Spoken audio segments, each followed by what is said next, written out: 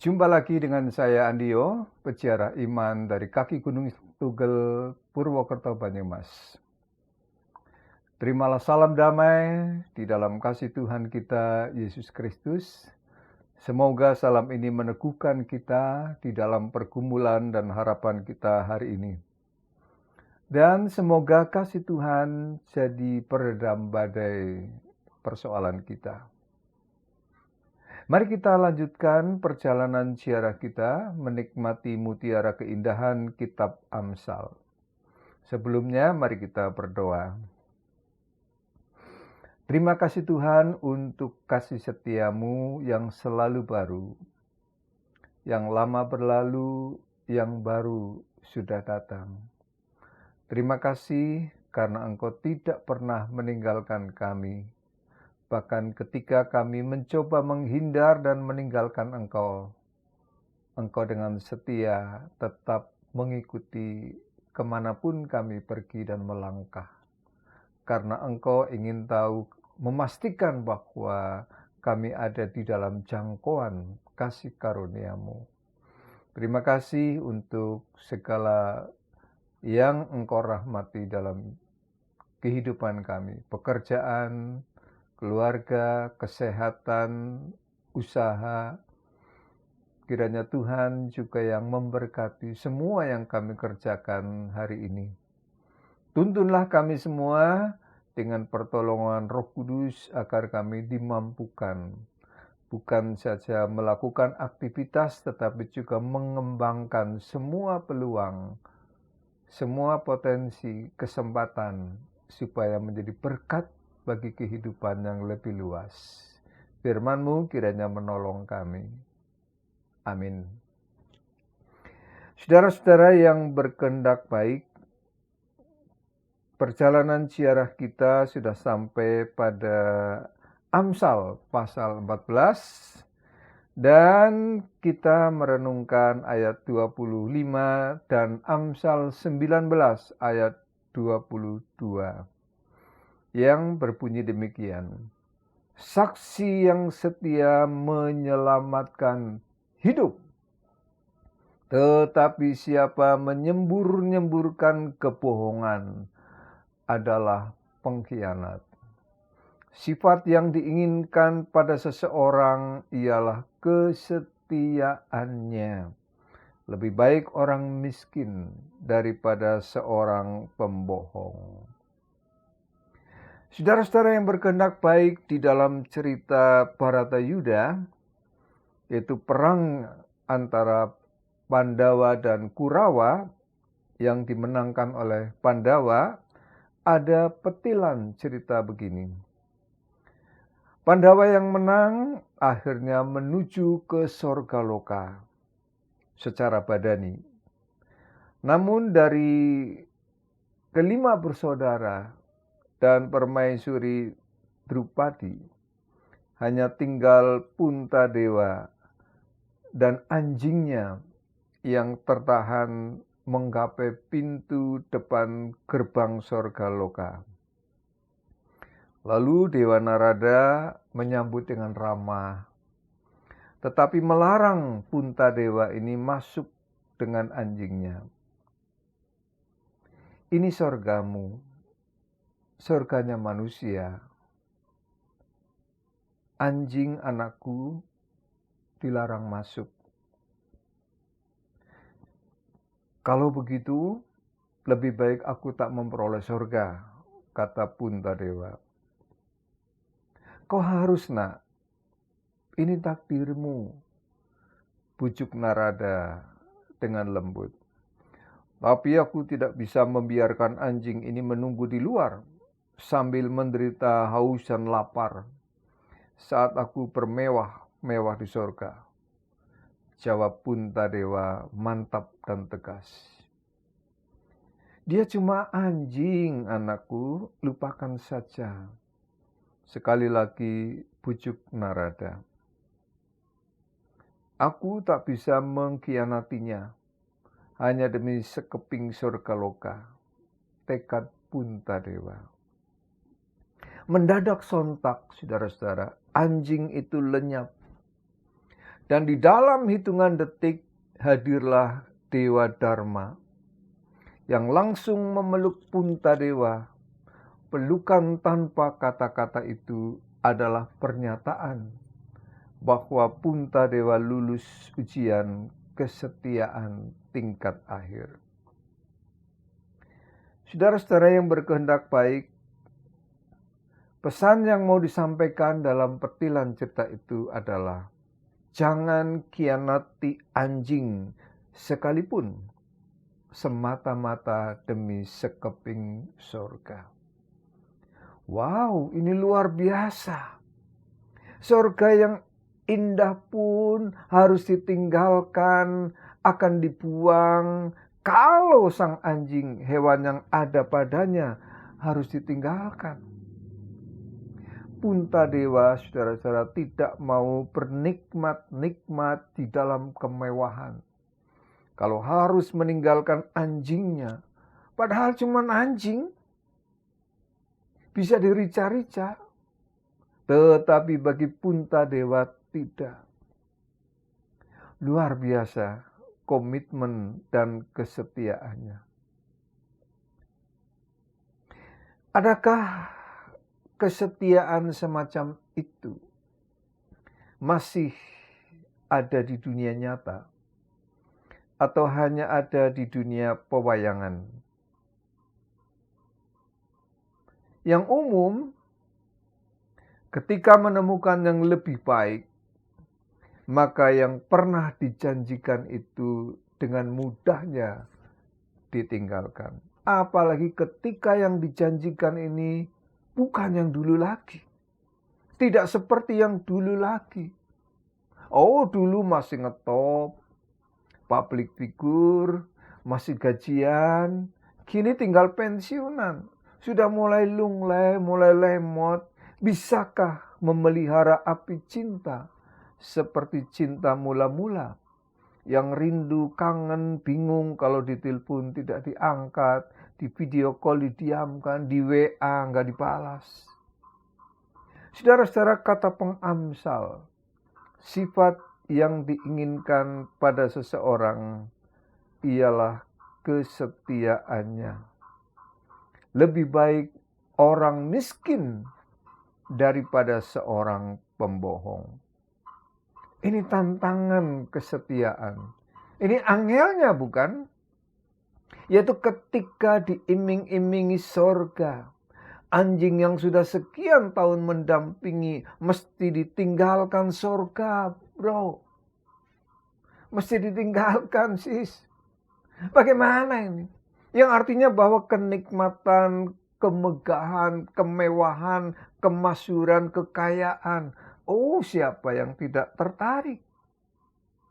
Tetapi orang yang setia, meski disisihkan, meski tetap miskin, dia tetap berkomitmen. Dia tetap menjalankan tugasnya. Anjingnya, meski mungkin sudah budukan, tetap harus bersama dengan dia. Jangan sampai ajudan yang sudah sekian tahun melindungi, sudah sekian lama mengayomi, mengerjakan tugas bahkan yang melebihi tanggung jawabnya, oleh karena suatu perkara yang bisa memalukan dirinya, yang bisa mengancam jati dirinya, kemudian dia rela menghabisinya demi sorganya sendiri, demi nikmat dan enaknya sendiri. Dia rela membunuhnya dan tidak peduli dengan si Amang dan si Inang yang menangis meratap kehilangan si Ucok yang dibanggakan. Jadi kesetiaan itu, saudara-saudara, ternyata bukan soal lamanya waktu bersama-sama, tetapi justru bagaimana menjaga diri dan hati tatkala bersama dia. Kalau lagi bareng itu sih standar. Tetapi kalau lagi tidak bersama, kalau ditawari sorga loka, bukankah di situ letak dan tantangan ujian kesetiaan? Di dalam hubungan dengan pasangan, ada yang berkata begini, ketika cinta dipisahkan oleh jarak, maka saat itulah seseorang diajar tentang arti ketulusan dan kesetiaan yang sebenarnya. Kadang-kadang di dalam relasi dengan pasangan ada perasaan bosan, lu lagi. Tetapi justru disitulah dibutuhkan kesetiaan dua orang yang berjuang, berlomba mengabaikan bosan, mengatasi bosan, lalu mempertahankan kesetiaan. Justru ketika kebosanan merayap dan mengancam kebersamaan. Bahkan kesetiaan bukan soal berapa lama mampu bertahan, tetapi soal seberapa tulus memiliki dengan segala kekurangan yang ada. Apakah tetap setia ketika hubungan memburuk, atau saat seseorang berada pada titik terendah, sudah jadi top, tua, ompong, peot. Kadang-kadang saudara demi anak, demi nama baik keluarga, status tetap hidup bersama memang. Tetapi hambar, tanpa cinta, tidak ada getar-getar asmara lagi. Nah, setiakah kita itu dengan tetap kerja dengan cara yang sama ketika juragan atau bos atau atasan bersamamu, dan ketika bos atau juragan tidak di sampingmu? Apakah kita mengerjakannya sama? Atau tergantung apakah juragan bos saya di samping atau tidak? Setiakah kita dengan tetap mengikuti lampu lalu lintas, menunggu lampu hijau meski saat itu sepi, bukan menerabas lampu merah karena tidak ada polisi di sekitar itu? Setiakah kita dengan tetap berdoa saat sendirian, bukan di gereja, bukan di dalam persekutuan, bukan saat bersama atau dilihat orang lain? Kita tetap berdoa kepada Allah.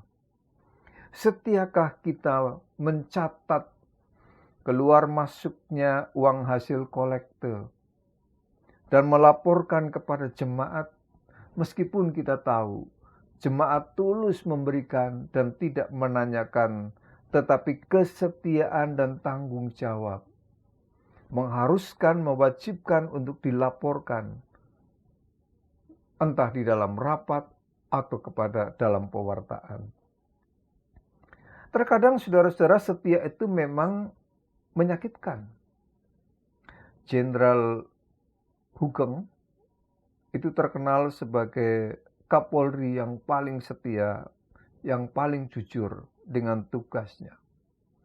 Bahkan ketika ia berhadapan dengan kekuasaan, dia memilih setia meskipun fatal.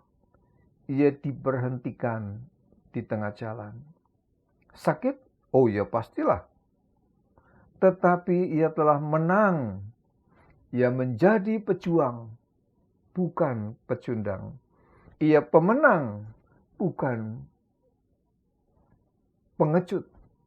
Dan ia menjadi legenda. Nah, saudara, di sini ajakan pengamsal demi tugas panggilan, demi komitmen, demi idealisme kita dipanggil untuk memilih yang benar dan baik, yang didasarkan kepada kesetiaan Allah, sumber segala kebenaran, yang memberikan didikan, pengajaran, dan peraturan, sekalipun potensial menjadikan seseorang karena kesetiaannya itu tersingkirkan, disisihkan, miskin. Karena kesetiaan pada kebenaran ia dijauhi, bahkan ditindas oleh orang-orang yang terbiasa melakukan hal salah dan jahat demi meraih keuntungan mereka.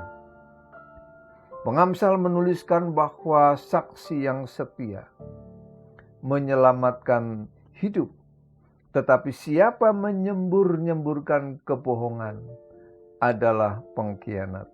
Dan sifat yang diinginkan pada seseorang ialah kesetiaannya. Lebih baik orang miskin daripada pembohong. Nah, saudara-saudara sekalian, lebih baik disisihkan menjadi miskin, tetapi kaya dan mulia di dalam kesetiaan, tinimbang kaya tetapi hina karena menjadi tukang reka cerita, tukang reka peristiwa, suka memanipulasi data, bukan hasil kerja keras dan bukan hasil keringatnya sendiri, tetapi hasil malak, hasil manipulasi, hasil ngerampok secara halus. Dan inilah tantangan yang diberikan pada kita. Inilah juga ujian terhadap kesetiaan itu. Mau belajar setia?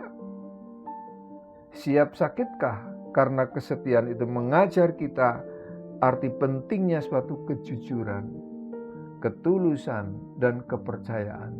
Artinya siap dikhianati, dikecewakan, disabot prestasinya, ditiru hasil karyanya. Siap? Tuhan memberkati kita semua. Sampai jumpa pada perjalanan ziarah selanjutnya. Amin.